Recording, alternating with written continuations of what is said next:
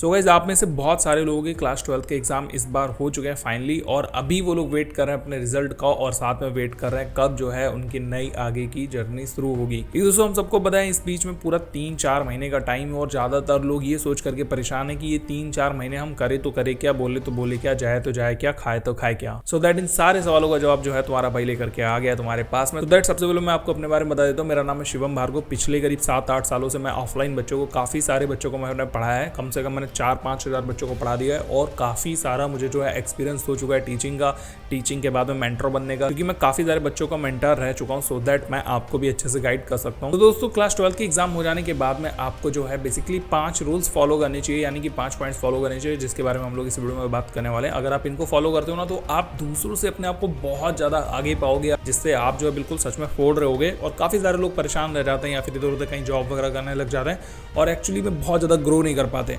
सो अगर आपने इन 5 पॉइंटों को फॉलो करा तो लिटरली आप यहाँ से यहाँ पर नेक्स्ट लेवल पर पहुँचने वाले हो। तो सबसे पहला पॉइंट है आपका गोल सेट करें। गोल आपको कहाँ सेट करना है? आपको गोल 3 जगह पर सेट करना है। सबसे पहला गोल सेट करना है आपको फिटनेस को लेकर के, दूसरा होगा आपके करियर को लेकर के, और तीसरा होगा आपके नेटवर्क बिल्डअप को लेकर के। अब ये नेटवर्क वाला पॉइंट कौन सा है, ये थोड़ा इंपॉर्टेंट है, ध्यान से सुनना। देखो सबसे पहले हम लोग बात कर रहे हैं दोस्तों फिटनेस की। अभी तक आपके पास ना सुबह उठ करके जल्दी जो है भागने का, दौड़ने का, जाने का टाइम था, ना तो आपको शाम को टाइम मिलता था क्योंकि आप ट्यूशन से, कोचिंग से घिरे रहते थे। लेकिन अब आप हो चुके हो फ्री, अब आपके पास में पूरा का पूरा टाइम है। आप जो है मॉर्निंग से लेकर के इवनिंग तक टोटली फ्री हो। तो इसमें सबसे पहला सुबह का टाइम और सबसे शाम का जो है इसको अपने फिटनेस के लिए फिट कर लो। तो यहाँ पर टोटली 3 तरीके के काम आप कर सकते हो। सबसे पहली चीज है आपको जिम ज्वाइन करना चाहिए। देखो जिम आप चाहे एक गर्ल हो या फिर बॉय हो, आपको जिम ज्वाइन ही करना चाहिए, क्योंकि आपकी जो फिटनेस है वो काफी ज्यादा इंपॉर्टेंट होगी आगे चल करके। और देखो हेल्थ तो सबसे बड़ी वेल्थ है ही है, सो दैट जिम जो है आपको डेफिनेटली ज्वाइन करनी चाहिए। अगर आप जिम ज्वाइन नहीं करना चाहते हो फिर भी, या फिर आप करना भी चाहते हो तब भी, आपको थोड़ी बहुत एक्सरसाइज अलग से करनी चाहिए। आपको हेल्दी रखने में, आपकी कार्डियो को थोड़ा और ज़्यादा इंप्रूव करने में हेल्प करेगी। सो दैट आपको कुछ ना कुछ वर्कआउट करनी ही चाहिए। जिम के अलावा भी आपको 30 से 40 मिनट मॉर्निंग या इवनिंग अल्टरनेट डे पर रख सकते हो। जैसे कि अगर आपने सुबह जिम रख लिया तो आप शाम को एक्सरसाइज कर सकते हो, या फिर जैसे आप शाम को जिम करो तो आप मॉर्निंग में एक्सरसाइज वगैरह कर सकते हो। तीसरी चीज़ दोस्तों, इसमें आप योगा भी ऐड कर सकते हो। आप चाहे तो एक्सरसाइज या फिर योगा को अल्टरनेट रख सकते हो, बट आपको जिम तो ज्वाइन करना ही चाहिए। और अगर जिम ज्वाइन नहीं करे तो आप योगा और एक्सरसाइज इन दोनों को ऐड कर लो। आपका फिटनेस का जो गोल है वो कंप्लीट हो जाएगा। दूसरा गोल जो है वो आप सेट करो कैरियर को लेकर के। कैरियर आपका देखो आगे कहाँ जाएगा वो आपको अभी से डिसाइड करना है, और उसी के बिहाफ पर आगे आप ग्रेजुएशन में एडमिशन भी लेने वाले होंगे किसी एक स्ट्रीम में या फिर सब्जेक्ट में। सो दैट आपको अभी से सोचना होगा बैठ करके। आपके पास 3-4 महीने हैं, इसमें बहुत कायदे से सोचो, शांति से सोचो कि आगे आपको करना क्या है, बनना क्या है, और आगे आप कौन सी चीजें इसको लंबे टाइम तक सस्टेन कर सकते हो।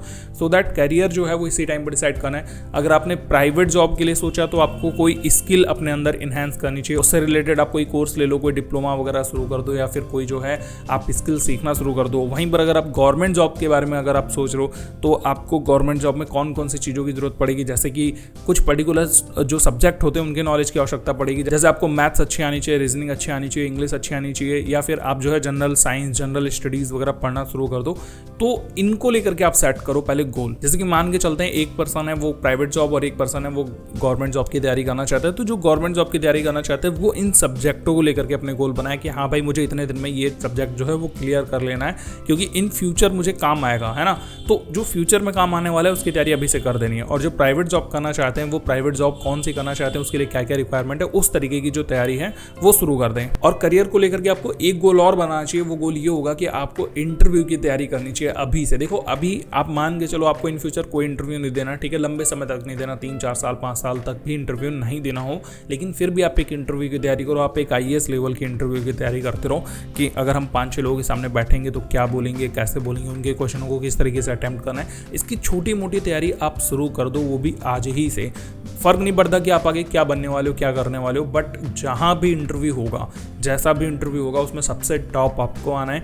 इस चीज़ को मान करके आप जो है हर दिन थोड़ा बहुत इंटरव्यू के बारे में सीखना शुरू कर दो। कैसे लोगों को टैकल करना है, कैसे उनके क्वेश्चंस को टैकल करना है या फेस करना है, कैसे उनको अवॉइड करना है, सीखना है, समझना है, कैसे तहजीब लानी है, सब कुछ सीखना शुरू कर दो। तो ये आपके कैरियर गोल्स में होना चाहिए। तीसरा गोल सेट करो नेटवर्क को लेकर के। आपको अपना नेटवर्क बड़ा करना है, मतलब लोगों से मिलते जाना। देखो बहुत सारे हमारे रिश्तेदार होते हैं जो हमसे काफ़ी ज़्यादा छूटे हुए होते हैं, जो जिनको हम जानते तक नहीं है, या फिर बहुत दूर दूर के लोग होते हैं। तो उनसे सबसे मिलना शुरू करो, अपनी जान पहचान बढ़ाओ लोगों में, दोस्तों में, दोस्तों के दोस्तों से अपनी जान पहचान बढ़ाओ, उनके बीच में अपनी पॉपुलैरिटी हासिल करने की कोशिश करो, सबको कांटेक्ट करो, अपने बारे में बताओ।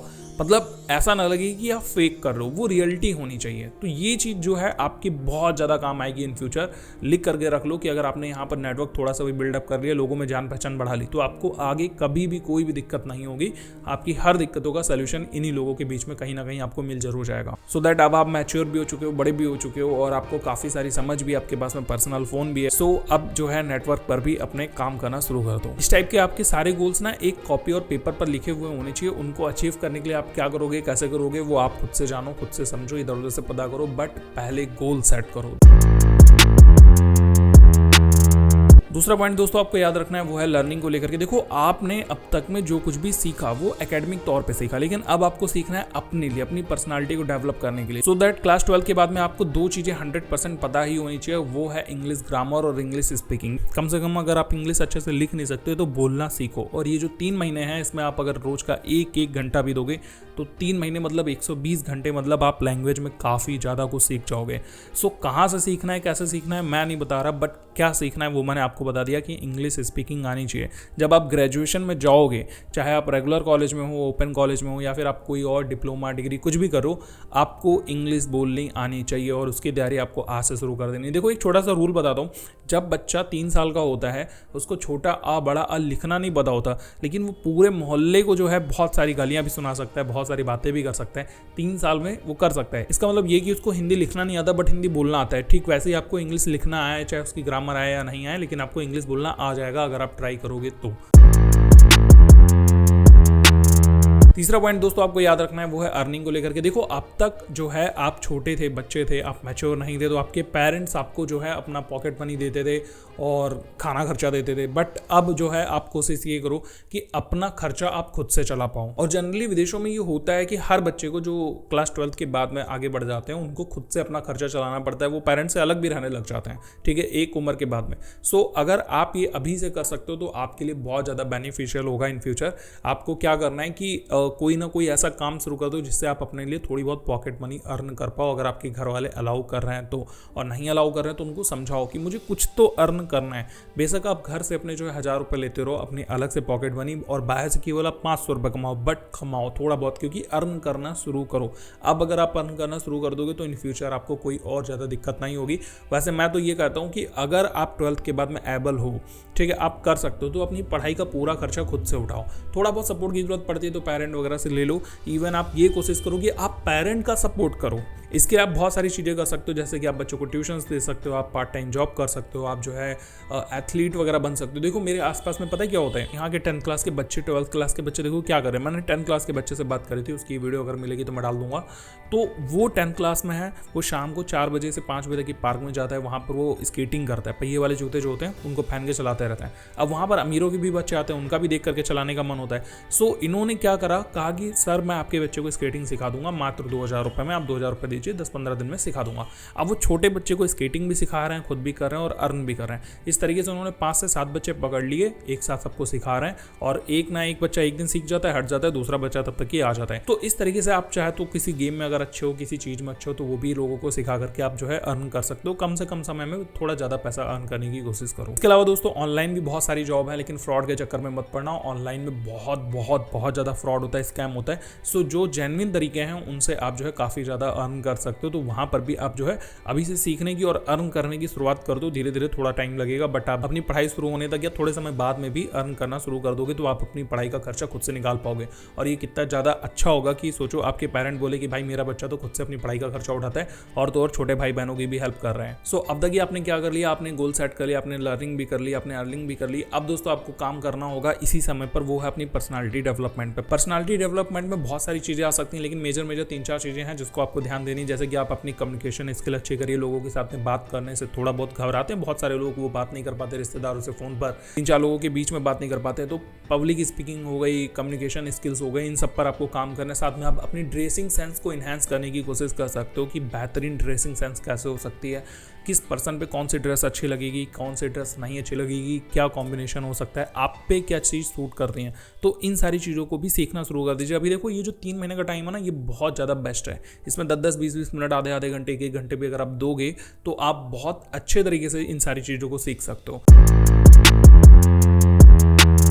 अब आती है दोस्तों लास्ट पॉइंट जिसको मैं सजेस्ट करना चाहूंगा, वो है स्पोर्ट्स आपके लिए बहुत ज़्यादा बेनिफिशियल हो सकते हैं, आपकी मेंटल हेल्थ के लिए, आपकी फिजिकल हेल्थ के लिए, दोनों के लिए बहुत ज़्यादा बेनिफिशियल है।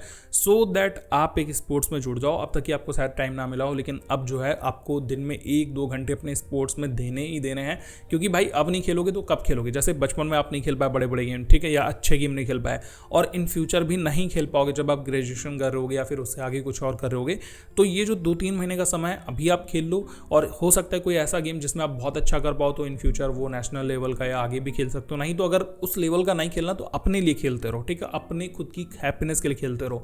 तो आपको यहाँ पर 2 टाइप के स्पोर्ट खेलने हैं। पहला स्पोर्ट आप खेलो फिजिकल वाला, जिसमें आप कोई भी एक ऐसा गेम खेलो जिसमें आपको फिजिकल मतलब बॉडी की आपको जरूरत पड़ती हो। लाइक जैसे आप क्रिकेट खेल सकते हो, फुटबॉल खेल सकते हो, इसके अलावा भी बहुत सारे गेम्स हो सकते हैं, टेनिस हो गया, बैडमिंटन हो गया। और दूसरा खेलना है आपको एक मेंटल गेम का मतलब जिसमें आपको दिमाग ज़्यादा से ज़्यादा लगाना पड़ता हो। लूडो की बात नहीं कर रहा हूँ मैं, जैसे कि आप चेस खेल सकते हो, सुडोकू वगैरह खेल सकते हो। इन सबको भी आप थोड़ा बहुत ध्यान दो, क्योंकि आपका ब्रेन देखो तेज हो रहा है, ठीक है। आप इन जो मेंटल गेम है उससे तेज करो, आपकी बॉडी अच्छी हो रही है, आपने एक्सरसाइज करी, आपने योगा करा, आपने स्पोर्ट्स खेला, उससे आपकी कम्युनिकेशन अच्छी हो रही है। तो ये वो सारे पॉइंट है जो कि मैं क्लास 12 के बाद में आप लोगों को सजेस्ट कर रहा हूँ। इसके अलावा भी और कोई भी पॉइंट अगर आपके दिमाग में आ रहा है तो उसको कमेंट बॉक्स में बताना, ताकि हमारे जो और भी लोग हैं जो फ्यूचर में इस वीडियो को देखेंगे उनको सारी चीज़ें पता चल सकें, और आपस में आप लोगों को भी एक दूसरे से पता चलता रहे। होप अगर आप इन सारे पॉइंटों पर ध्यान देंगे तो आपको काफ़ी ज़्यादा बेनिफिट मिलेगा। ये पॉइंट आपको कैसे लगे, आप इनसे किनसे सहमत है, किनसे सहमत नहीं है, मुझे कमेंट बॉक्स में बताना बिल्कुल भी मत भूलें। मैं मिलता हूं आपसे अगली वीडियो में, तब तक के लिए गुड बाय, टेक केयर, अपना ख्याल रखिए, देखते रहिए फुल ऑन काइट।